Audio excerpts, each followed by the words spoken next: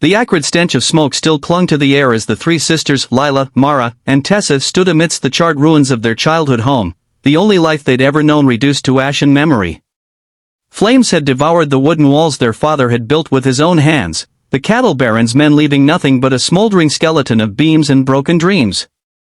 Their father, Elias, lay buried beneath a hastily dug grave on the hill, his life snuffed out by the same ruthless hands that stole their land and torched their legacy. Lila, the eldest at 28, clenched her fists, her green eyes blazing with a fury that matched the fire that took everything. Mara, 25, wiped tears from her dirt-streaked face, her gentle heart warring between grief and rage. Tessa, the youngest at 20, paced like a caged animal, her sharp mind already plotting vengeance. The cattle baron, Silas Warwick, had underestimated them, thinking three orphan sisters would break and scatter like dust in the wind. He was wrong. Now, bound by loss and a burning need for justice, the sisters swore an oath under the starlit Texas sky, they would take back what was theirs, no matter the cost. The land had been their father's pride, a sprawling ranch in the heart of Texas, fertile and rich with grazing fields, a legacy passed down through generations. Elias had raised his daughters to love the earth, to tend the cattle, and to fight for what was right. But Silas Warwick, a greedy, silver-haired tycoon with a stranglehold on the county, coveted their acreage for his empire. When Elias refused to sell, Warwick's hired guns came in the night, torching the house, shooting Elias as he shielded his girls, and driving off the cattle. The sisters escaped with only their lives, hiding in the brush as their world burned. Now, penniless and homeless, they faced a merciless enemy with wealth, power, and a small army of loyal men. Yet the fire that destroyed their home had forged something unbreakable in them, a bond of sisterhood and a shared hunger for retribution. Lila took charge, her steady resolve anchoring the trio.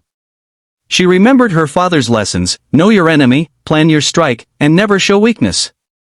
Their first challenge was survival.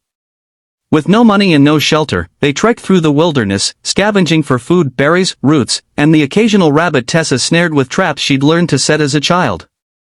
The Texas heat beat down, blistering their skin, while nights brought a bone-deep chill that kept them huddled together for warmth. Mara, the soft-spoken middle sister, struggled most, her hands trembling as she bandaged a cut on Tessa's arm from a thorny bush. "We can't live like this forever," Mara whispered, her voice cracking. Lila squeezed her hand, promising they'd find a way, though doubt gnawed at her. They needed allies, resources, and a plan to face Warwick, but the county feared him, and whispers of his cruelty silenced any who might help. Hope flickered when they stumbled upon Old Man Grady, a grizzled rancher who'd lost his own land to Warwick years before. He lived in a ramshackle cabin, bitter but kind, and offered them shelter in exchange for work. Grady became their first ally, teaching them to shoot with his old rifle and sharing rumors of Warwick's weaknesses, his arrogance, his obsession with control, and a secret ledger documenting his illegal deals. The sisters faced a new challenge: trust. Could they rely on Grady, or would he betray them for Warwick's coin? Tessa, ever skeptical, watched him closely, while Mara's gentle nature won his loyalty.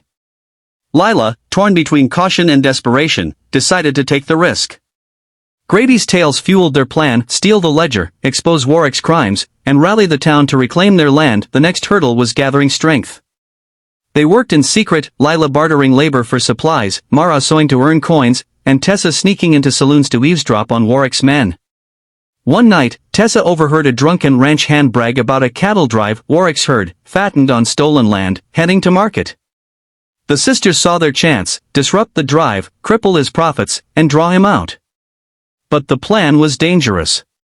Warwick's men were armed, ruthless, and twice their number. Lila wrestled with fear, her heart pounding at the thought of losing her sisters. Mara, usually timid, found courage, declaring, "Papa died for this land. I'll fight for it too."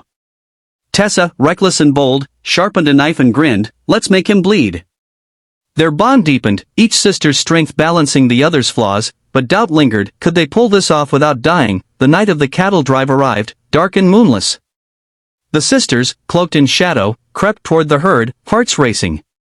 Tessa set small fires to spook the cattle, sending them stampeding in chaos. Lila and Mara cut ropes and shouted, driving the beasts off the trail while Warwick's men cursed and fired into the night. Bullets whizzed past, one grazing Lila's shoulder, blood soaking her shirt. Mara stifled a sob, binding the wound with a torn strip of fabric, her hands steady despite her terror. They escaped, breathless and bruised, but victorious Warwick's prophets were gutted, and his rage would bring him to them. The challenge of survival grew harder. Bounty hunters now stalked the hills, Warwick's price on their heads a constant threat. Exhaustion wore them down, and tempers flared. Tessa snapped at Mara for slowing them, and Mara wept, feeling useless. Lila, aching and weary, pulled them together, her voice firm. "We're all we've got. We don't stop." Their boldest move came next, stealing the ledger. Grady tipped them off. Warwick kept it in his mansion, locked in a safe. The sisters infiltrated at midnight, disguised as hired help, hearts pounding as they slipped past guards. Tessa picked the safe's lock, her fingers deft from years of tinkering, while Lila and Mara stood watch, sweat beading on their brows. A guard spotted them, and chaos erupted, shouts, gunfire, and a desperate sprint through the halls. Mara stumbled, twisting her ankle, and Lila hauled her up, pain searing her own wounded shoulder. They fled with the ledger, a leather-bound book of damning evidence, bribes, land thefts, and murders, all in Warwick's hand. The challenge of exposure loomed. How to get this to the law when Warwick owned the sheriff? They turned to a young journalist, Clara, who'd come to town seeking a story. Convincing her was a gamble, she could turn them in for reward.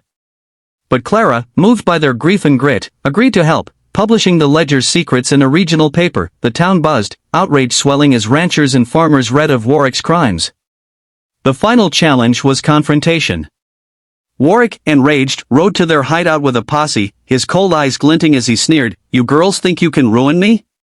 Lila stood tall, Mara at her side, clutching the rifle, and Tessa, fierce and unyielding, held a torch. The townsfolk, emboldened by Clara's article, joined them, Grady, farmers, even the blacksmith, all tired of Warwick's tyranny. A standoff ensued, tension thick as gunpowder. Warwick fired first, and chaos broke. Bullets flew, dust choked the air, and Lila shielded Mara as Tessa flung the torch, igniting a barrier of flame. The sheriff, seeing the tide turn, arrested Warwick, his empire crumbling under the weight of truth. Warwick was jailed, his land seized and returned to those he'd wronged. The sisters reclaimed their ranch, standing on the hill by their father's grave, the deed in Lila's hands. Tears fell as Mara whispered, "We did it, Papa."